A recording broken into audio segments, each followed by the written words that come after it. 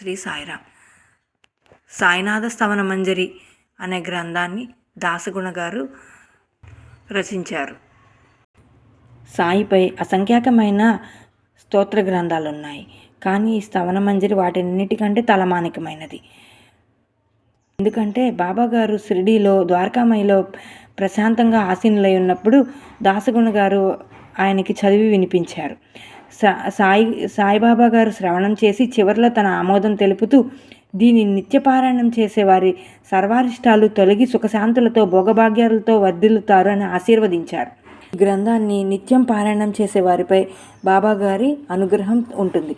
నిత్యపారాయణం చేయలేకపోతే కనీసం ప్రతి గురువారం నాడు, అలా కూడా చదవలేకపోతే ప్రతి ఏకాదశి నాడు పారాయణం చేసిన ఫలితం ఉంటుంది. మనం ఈ గ్రంథాన్ని పారాయణం చేసి మన కష్టాలన్నీ తొలగించుకుని బాబాగారి దయతో మన ధర్మబద్ధమైన కోరికలన్నీ నెరవేర్చుకుని సంతోషాలతో జీవిద్దాం.